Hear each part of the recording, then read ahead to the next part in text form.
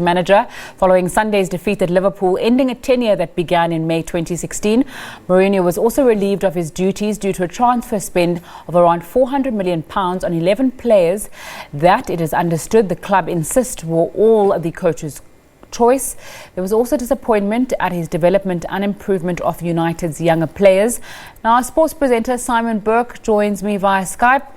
Simon, good afternoon. Was that 3-1 defeat to Liverpool the final straw? Absolutely.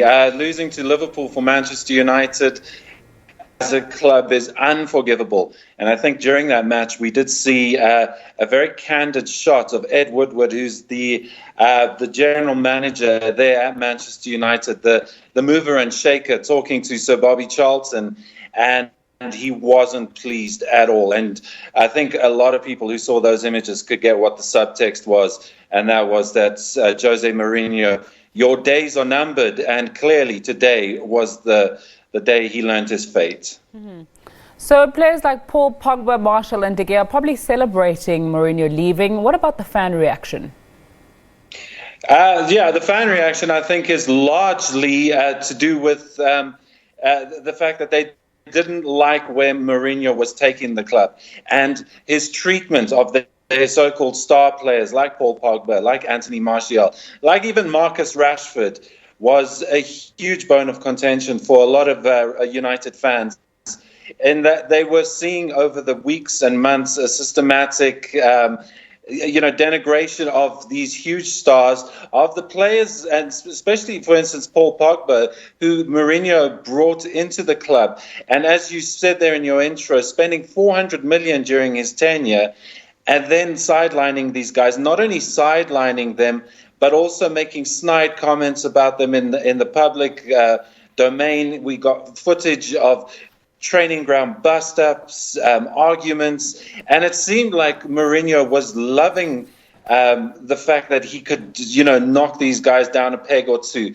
Now, everyone knows that, yes, these are superstars and they have egos and they don't operate within the real world parameters. But if you've paid upwards of, £90 million for Paul Pogba, you need to figure out how to deal with him properly. And I honestly don't think Paul Pogba was a problem. He's never been a problem for France. He's never been a problem for Juventus. And just this morning, his agent was talking about more deals, them making contact with Juventus and possibly, getting him out of Manchester United because of the toxic atmosphere.